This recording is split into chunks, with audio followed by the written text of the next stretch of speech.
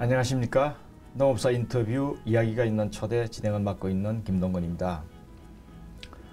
여러분은 건강을 위해서 어떤 식품을 원하십니까? 가끔 값비싼 보양식을 찾아서 다니십니까? 아주 간단한 방법이 있습니다. 매일 우유 한 잔씩 드십시오. 120여 가지의 영양소가 골고루 분포된 완전한 식품 우유. 오늘은 우유 이야기를 해볼까 합니다. 한평생 한국 낙농 산업 발전을 위해서 살아오신 김남용 전 낙농유구협회 회장님을 모셨습니다. 안녕하십니까? 네, 안녕하세요.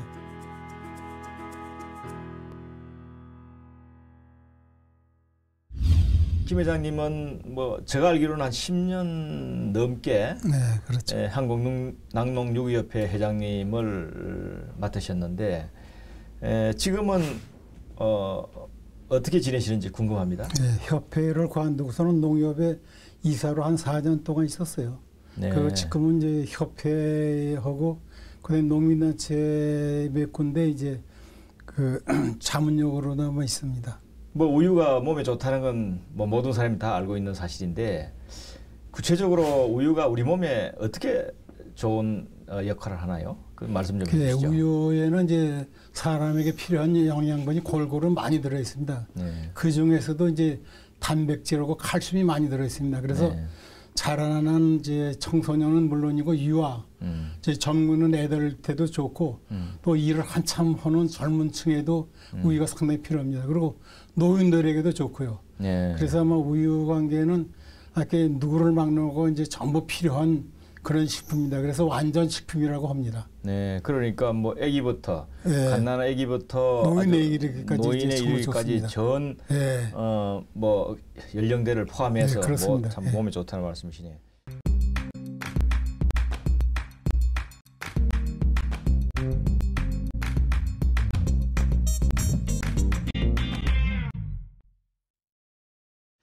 지금은 우유가 정말 종류가 많습니다. 종류가 많은데 사실상 우리나라 낙농업 시작한 지는 그렇게 오래되지 않거든요. 그렇죠. 네. 언제쯤 우리나라 낙농업이 시작이 됐나요? 이렇게 외정 때에 이제 일본 애들이 돌아가지고서는 낙농을 시작해가지고 우유를 조금씩 먹었는데 1937년도에 이제 경성 우유 동업조합이라고 지금 서울조합의 전신입니다. 서울우유조합. 네. 네. 한 20명의 일본인 낙농가들이 그걸 결성했어요. 그래가지고 그때부터 이렇게 집단적으로다가 우유를 이제 생산했고 우유를 짜는 것도 지금은 한 마리에서 하루에 40kg 내지 50kg를 짜요. 착유가. 네. 근데 그때는 한 마리에서 5kg 정도.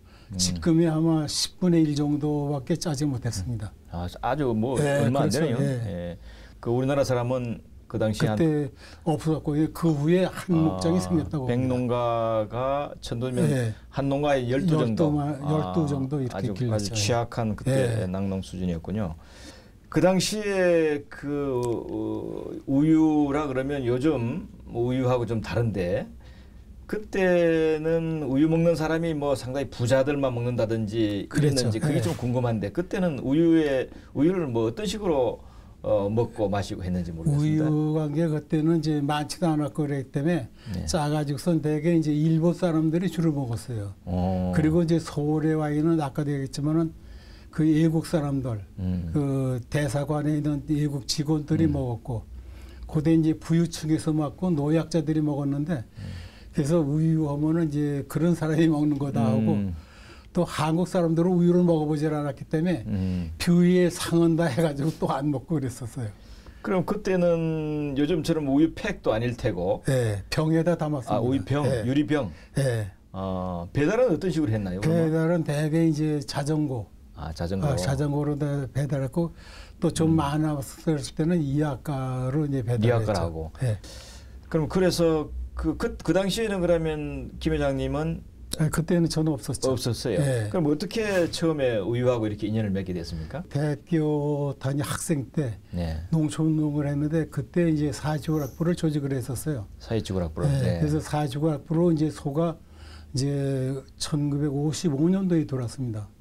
한 200도가. 네. 그때 이제 그 불악에 받아가지고 그 저 하소고 있던 집에 2마리가 배정이 됐어요. 그러면 대학을 다니면서 그렇죠. 이제 그 소위 젖소하고 인연이 맺어졌고 그때부터 여러 가지 이제 뭐 젖자는 뭐 우유에 대한 것을 이렇게 이제 인연을 맺게 되셨는데 그게 인연이 돼가지고 농사원도 그게 인연이 돼서 농사원에 들어갔습니다. 그 농사원에 들어가가지고 거기에 사회처로 이제 배정된 전국에 배정된 젖소 그 관리하고 지도를 업무를 받고 그 다음에 이제 그렇게 되니까는 서울우유조합에서 저가 자꾸 늘어나는데 지도 사이드에 있는 사람이 없으니까 저보고 의사를 물어봐서 좀 가갔다 그래가지고 1964년도에 서울우유조합으로 갔습니다.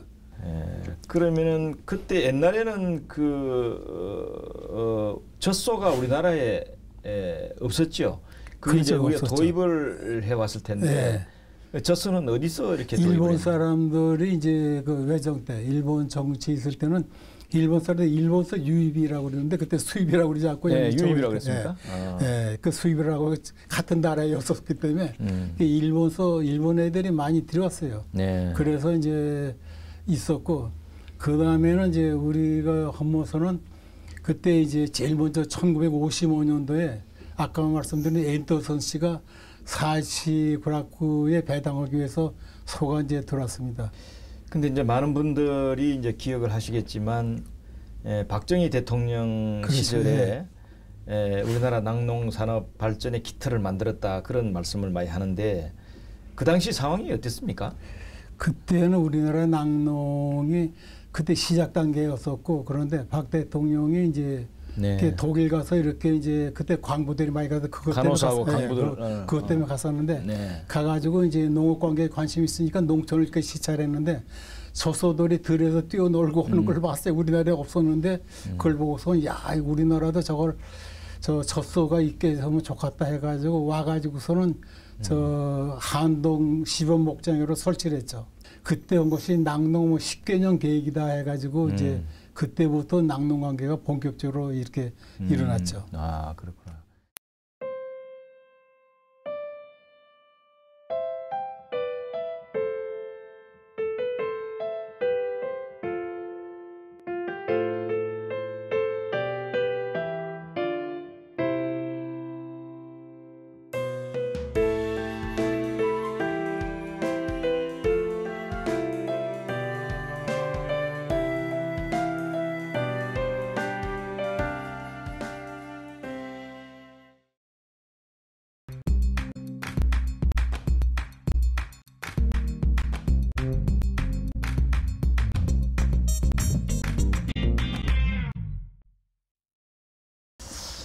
그 회장님을 이렇게 말씀할 때 이제 평소에 우리나라 낙농업의 제도 개선이라고 그럴까 시스템을 바꾸는데 많은 역할을 하셨고 특히 그 낙농진흥법을 제정하는 데도 여러 가지 많은 일을 하셨는데 그걸 좀 말씀해 주시죠.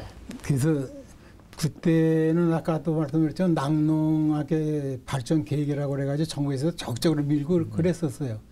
그래서 서울조합의 낙농진흥회라고 그래가지고 그때 이제 낙농진흥법을 초안을 거기서 만들었습니다. 근데 그게 제가 실무관계를 쭉 맡아가지고 있었죠. 그래서 낙농진흥법이 이제 생겼습니다.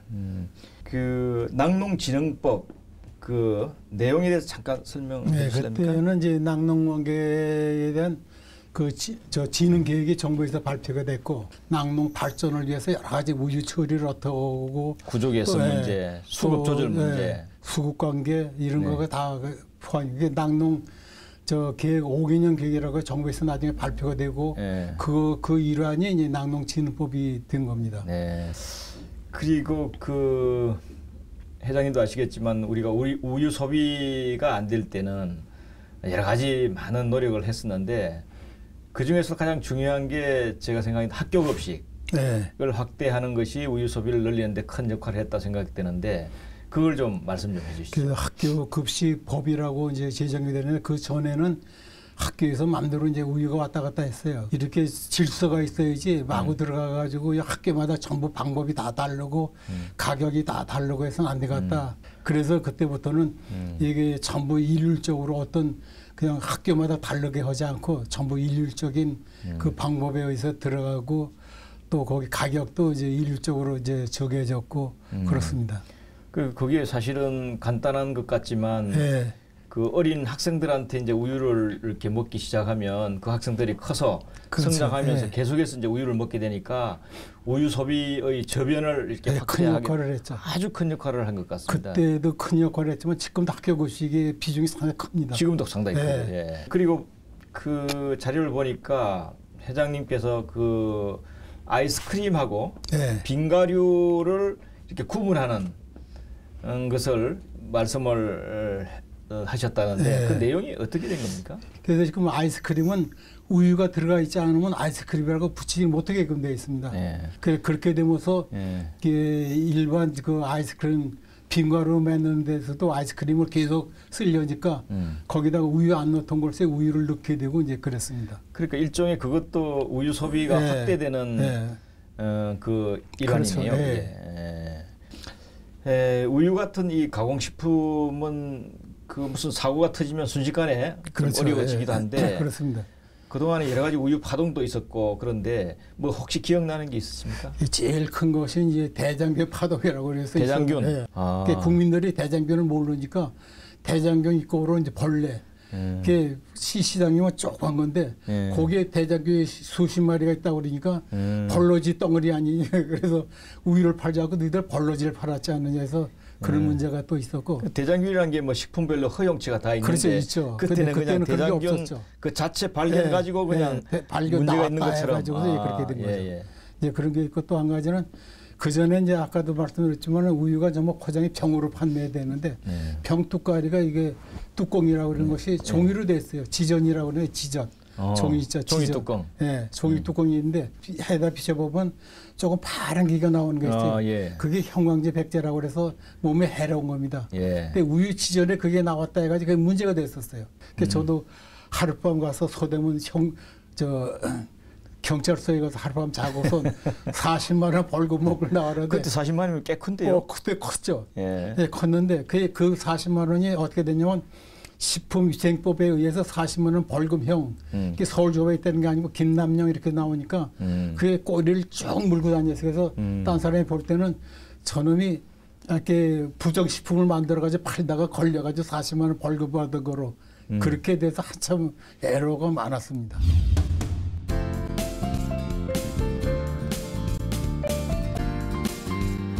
김 회장님 반갑습니다. 저 조병대입니다.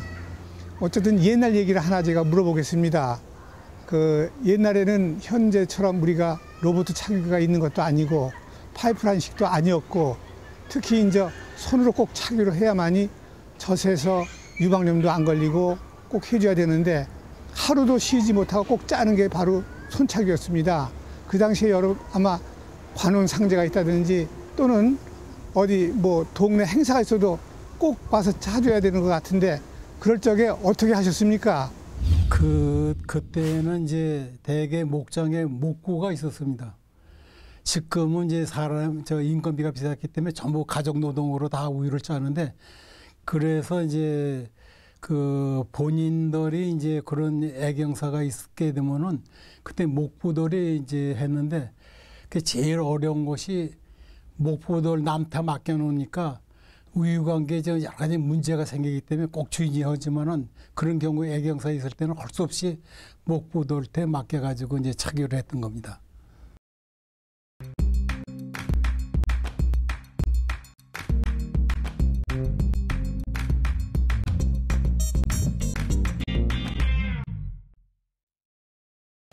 그러면 좀 최근 이야기를 좀 해보겠습니다. 최근에 이제 원유값 인상을 놓고 우리 낙농가하고 우유 회사하고 이렇게 좀 여러 가지 좀 그 분쟁이라고 그럴까요? 이견이 있었고 그다음 또 정부가 중간에서 이렇게 조절하는 뭐 그런 모습도 보였는데 뭐가 문제였습니까? 원유값이 올라가면은 거기에 따라서 이제 제품값이 인상이 됐어요. 네. 그 이제 제품값이 인상돼도 원유값은 보담도 제품값이 더 많이 인상이 됐었는데 이번만은 물가 해가지고 이렇게 원유값이 올라가도 제품값, 우유값은 올라가면 안 된다는 것이 전제가 돼 있었습니다.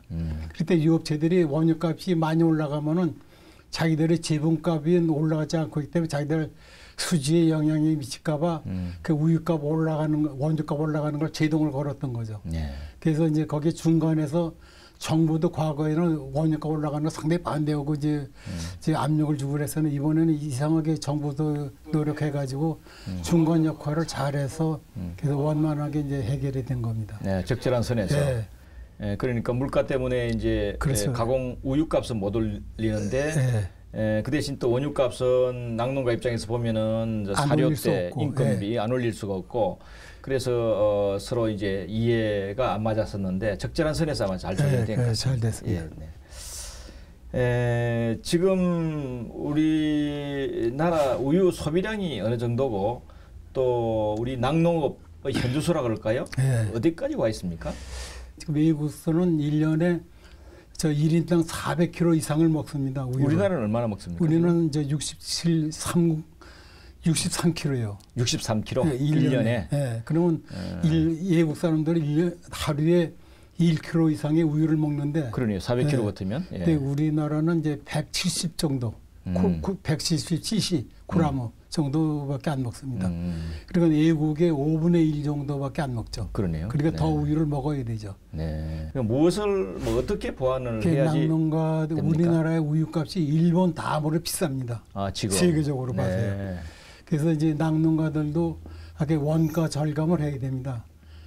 어떻게든지 해서 원가 절감의 노력을 해야 되고 우리나라의 이제 사료 원료가 거의 다 수입품입니다. 네. 그래서 사료 원료로 들어오는 거에 대해서는 지금 무관세로 이렇게 조정을 해줬으면 좋겠고요. 두 목표를 다 했을 때 우리 낙농도 빨리 발전할 수 있으리라고 이렇게 생각됩니다. 그러니까 우리나라 지금 우유값이 낙농가의 생산비를 절감하는 방향으로 이제 가야지 원유값이 낮아야지 그렇죠. 또 우유값도 낮고 이렇게 되는 건데 뭐 그렇게 하려고 그러면 여러 가지 규제 완화라든지 또 이 생산비를 줄일 수 있는 노력이 많이 필요하다 이런 말씀이십니다. 그렇습니다.